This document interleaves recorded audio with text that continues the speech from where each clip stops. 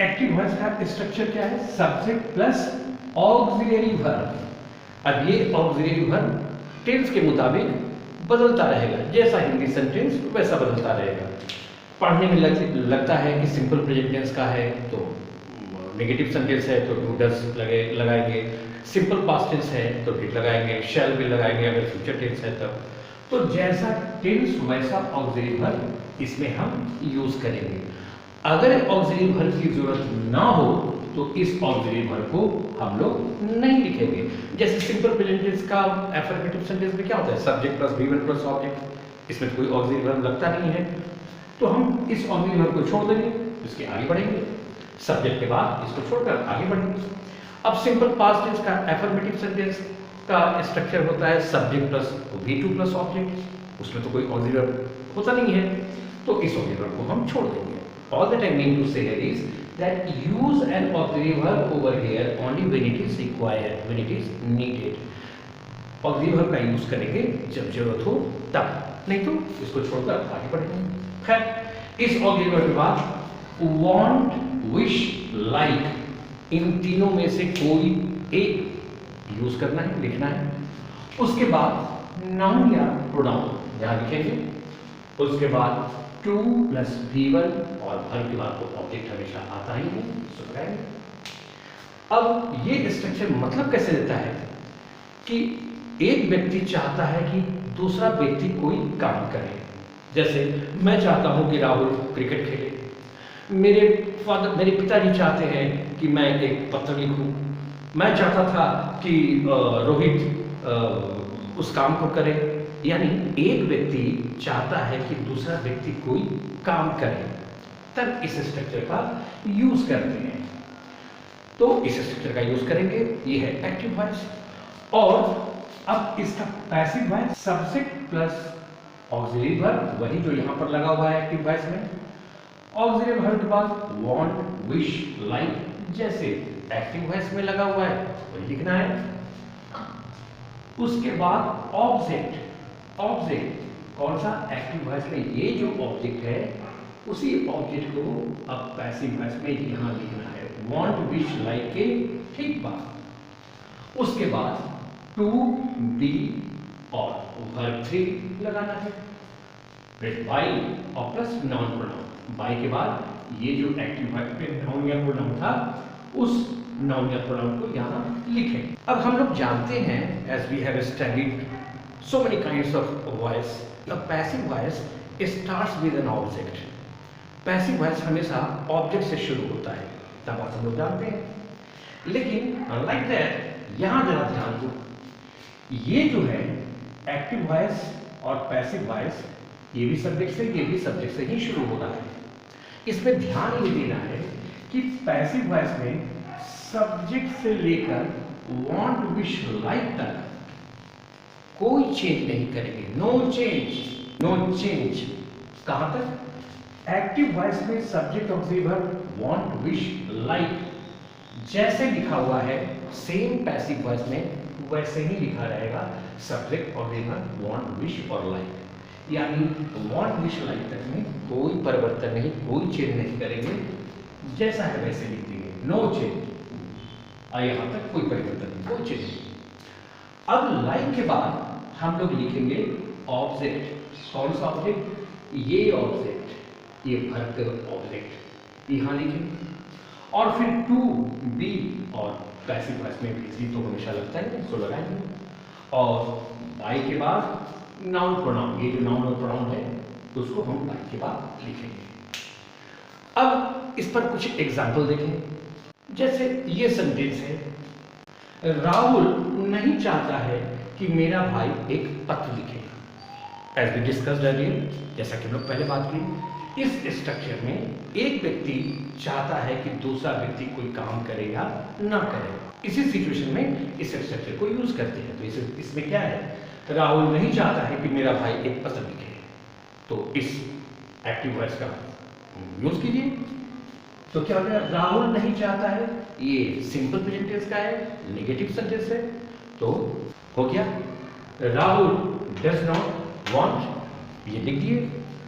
अब want, wish, like in तीनों में से कोई भी हम लोग यूज कर सकते हैं।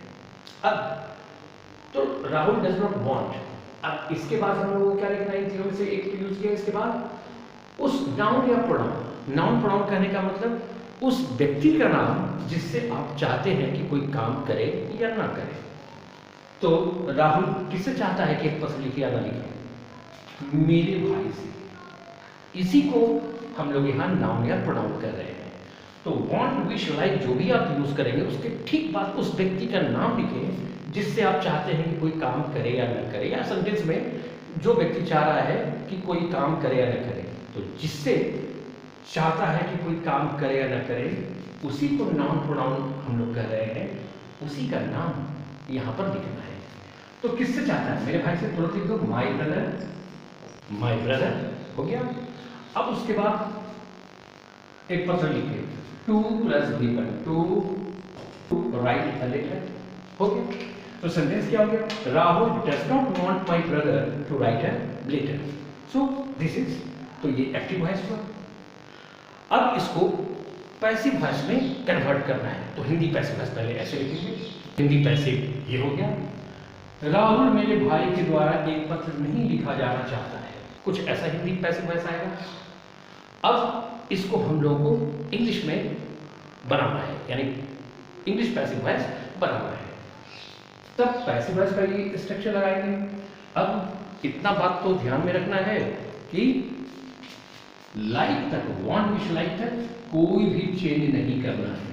जैसा एक्टिव वॉइस में लिखा है वैसा लिख देंगे, तो लिखते हैं, यानी लाइक तक, वांट, विश, लाइक, तो यहाँ पर वांट यूज किया, वांट तक ज्यों का त्यों हमको लिख देना है ऐसे। तो सेंटेंस हो गया, राहुल डज नॉट वांट, यानी वांट तक एक्टिव वॉइस जो है, एक्टिव वॉइस का पार्ट क्या था? यहाँ था राहुल डज नॉट वांट, यहाँ तक तो कोई चेंज नहीं करना है, Rahul does not want, no change. अब आगे चेंज होगा, वांट के बाद वांट, विश, लाइक तीनों में से एक यूज किए, यानी वांट के बाद अब क्या लिखना है? ऑब्जेक्ट। कौन सा ऑब्जेक्ट? इस वर्ब का ऑब्जेक्ट। तो यानी राइट का बाद लिखा हुआ है अ लेटर, यानी यही ऑब्जेक्ट हुआ, तो अ लेटर लिख देंगे, अ लेटर लिख दिए, ऑब्जेक्ट लिख दिए। उसके बाद टू बी V3 लिखते हैं, टू बी रिटन हो गया। उसके बाद by plus noun pronoun, by my brother हो गया। तो सेंटेंस क्या हो गया? Rahul does not want a letter to be written by my brother. तो इंग्लिश पे हम लोग पैसिव वॉइस बना रहे हैं, तो इस बात को नहीं भूलना, पैसिव वॉइस में वांट, विश, लाइक तक कोई चेंज नहीं।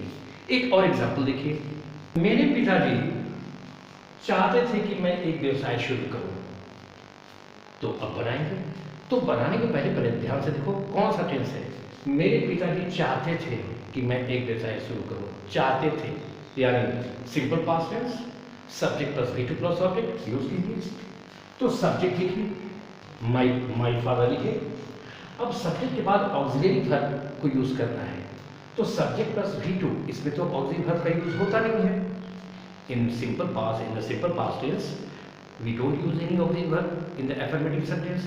कोई ऑक्सिलरी वर्ब तो अफर्मेटिव सेंटेंस में यूज नहीं करते हैं, तो इसको हम यूज नहीं करेंगे। नहीं चाहते V2 यूज होता है, सब्जेक्ट प्लस V2, तो इसको छोड़ो, V2 यूज करो। माय फादर वांटेड, अब किससे चाहते थे कि एक व्यक्ति दूसरे व्यक्ति से चाहता है कि कोई काम करे, तो मेरे पिताजी किससे चाहते थे कि कोई काम करे? मुझसे। मेरे पिताजी चाहते थे कि मैं एक व्यवसाय शुरू करूं, जिससे चाहते हैं कि कोई काम करे उसका नाम वांट, विश, लाइक के बाद लिखना है। तो माय फादर वांटेड मी कर दिए।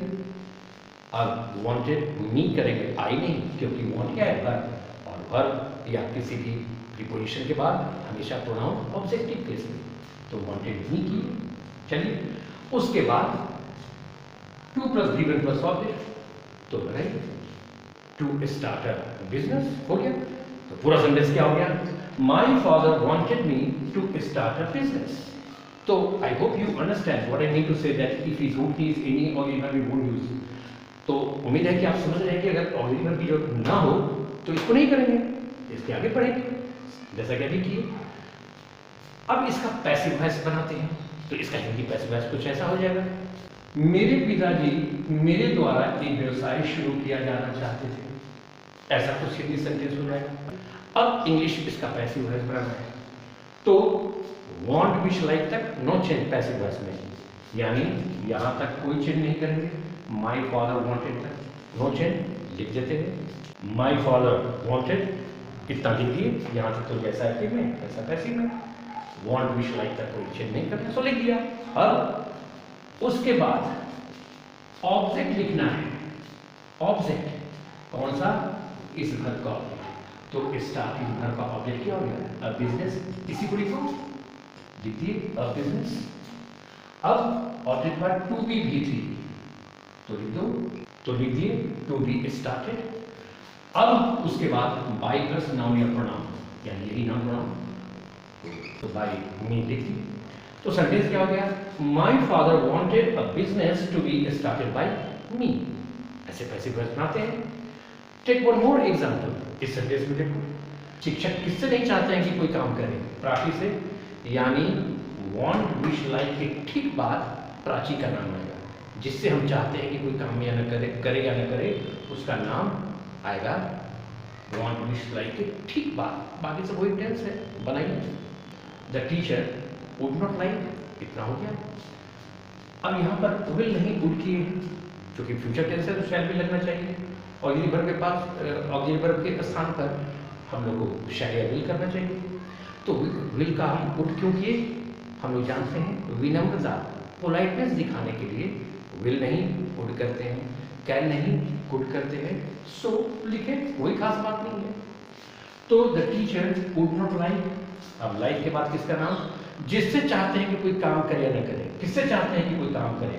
यानी कविता की रचना प्राची। प्राची का तो नाम लिखे लाइक के बाद, प्राची हो गया। अब ऑब्जेक्ट नाउन प्रोनाउन लिखिए, to plus given plus object लिख देना। तो हिंदी पैसिव हो गया। शिक्षक प्राची के द्वारा एक कविता की रचना नहीं किया जाना चाहिए, कुछ ऐसा हिंदी पैसिव वॉइस हो जाएगा। सो बनाए। अब इंग्लिश पैसिव वॉइस हम लोग को बनाना है, तो ध्यान रखना है वांट विश लाइक तक नो चेंज। क्या है? वांट विश लाइक तक नो चेंज। जैसा एक्टिव वॉइस में वांट विश लाइक तक है, पैसिव में उतना लिखेंगे। पहले उतना लिखते हैं, हो गया। The teacher would not like, like तक तो हो गया। और पैसिव वॉइस में क्या करना है? अब ऑब्जेक्ट, तो कंपोज मतलब रचना करना, यही हो गया ऑब्जेक्ट। अ पोएम लिख देते हैं, अ पोएम हो गया। अब इसके बाद क्या है? ऑब्जेक्ट वन टू बी भी थी, ठीक है, हो गया। टू बी कंपोज्ड, कंपोज रचना करना, बी वन है, भी लिख दिया, टू बी कंपोज्ड। अब बाय प्लस नाउन या प्रोनाउन हो गया, बाय प्राची। तो इस तरीके से इंग्लिश पैसिव वॉइस क्या हो गया? The teacher would not like the poem to be composed by Prachi. तो इस तरीके से हम लोग सेंटेंस बनाएंगे। अब एक एग्जाम्पल और लेते हैं। सेंटेंस है एक्टिव वॉइस, औरतें चाहती हैं कि मर्द लोग उनकी चापलूसी करें। अब इसका बनाइए। अब ये कौन सा टेंस है? ये तो है सिंपल प्रेजेंट टेंस। तो सिंपल प्रेजेंट टेंस का एफर्मेटिव सेंटेंस है, और एफर्मेटिव सेंटेंस में कोई ऑक्सिलरी वर्ब लगता नहीं है। सब्जेक्ट प्लस गिवन करेंगे, यानी इन्हीं तीनों में से कोई एक करते हैं। वीमेन लाइक लिख दिया, सब्जेक्ट सिंपल प्रेजेंट में ऑक्सिलरी वर्ब नहीं लगता, छोड़ दिए। इन तीनों में से कोई एक हम यूज कर सकते हैं।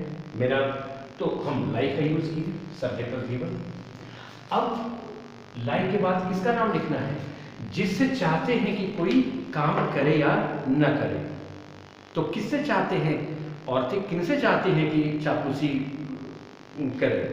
मर्द लोग उससे चाहती हैं, यानी मर्द का नाम, मर्द लोगों का नाम यहाँ लाइक के ठीक बाद लिखा जाएगा। मैन सिंगुलर, मेन प्लूरल, ठीक।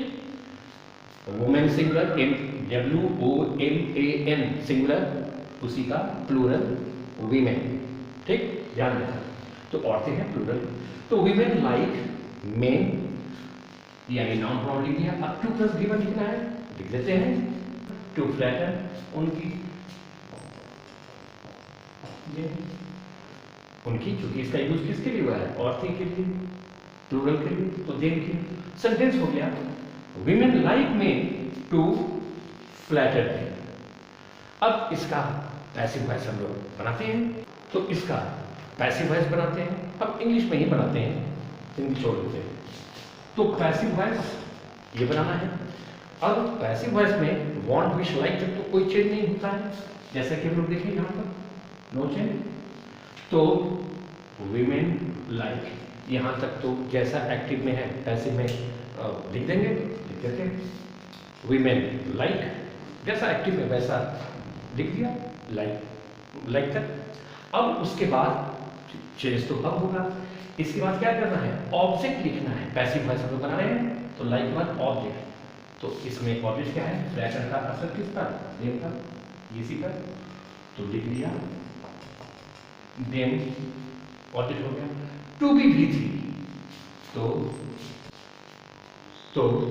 To be flattered, to be V3 लिख दी। फिर by plus agent, by men लिख दी, बाय मेन लिख दी। तो सेंटेंस क्या हो गया, women like them to be flattered by men. देखो तो ये पैसिव सही है। अब यहां पर ध्यान देना है, नहीं, यहां पर ध्यान देना है, नहीं, ये सेंटेंस सही नहीं है। Even though we followed all the rules in toto, yet we are wrong. हालांकि हम लोग सारे रूल्स को बिल्कुल यूज किए, पूर्ण रूप से यूज किए, फिर भी हम लोग गलत हो गए। कैसे, क्यों गलत हुए? तो यहां एक पॉइंट पर हम लोगों को सीखना है। अब देखो, इस देम का यूज किसके लिए हो रहा है, इस वीमेन के लिए। जरा सोच कर देखो तो, ये जो प्रोनाउन है देम, इसका यूज हो रहा है इस वीमेन के लिए। तो एक बात याद रखना, जब ये प्रोनाउन जो है और इसी के लिए यूज हो रहा है, ये प्रोनाउन किसके लिए यूज हो रहा है, इसके नाउन के लिए, यानी सब्जेक्ट और वर्ब के बाद जो ऑब्जेक्ट है एक ही व्यक्ति है। जब ऐसी स्थिति आ जाए कि सब्जेक्ट और ये जो प्रोनाउन लिखा हुआ है, तो यानी ये वर्ब के बाद है, ऑब्जेक्ट है, अगर ये ऑब्जेक्ट और ये सब्जेक्ट एक ही व्यक्ति हो, तब इस प्रोनाउन को नहीं लिखना है। इस बात को ध्यान में रखिए, इसको छोड़ देना है। तो सेंटेंस कैसा हो जाएगा, ऐसा। तो सेंटेंस हो जाएगा women like to be flattered by men, यानी लाइक के बाद जो प्रोनाउन है उसको नहीं लिखना है। कब नहीं लिखना है, जब इस प्रोनाउन का यूज इसी के लिए किया हो, इसी सब्जेक्ट के लिए, यानी ये सब्जेक्ट और ये ऑब्जेक्ट एक ही व्यक्ति हो, तब इस प्रोनाउन को यूज हम नहीं करेंगे। अब क्यों नहीं करेंगे, दरअसल in fact there is a rule of the chapter pronoun. Pronoun का एक रूल है कि when subject and object of a verb remains the same noun और pronoun, we use a reflexive pronoun. कहता है कि अगर किसी भी वर्ब का सब्जेक्ट और ऑब्जेक्ट एक ही व्यक्ति हो, तब वर्ब के बाद रिफ्लेक्सिव प्रोनाउन लगाते हैं, ये नहीं। तो हम या तो ऐसे करेंगे, तो ये सही हो गया, या फिर इसके जगह पर रिफ्लेक्सिव प्रोनाउन हम लगाकर ऐसे भी लिख सकते हैं, जैसे women like themselves to be flattered by men, और ये भी सही, यानी ये भी सही और ये भी सही। तो इस बात का ध्यान रखें।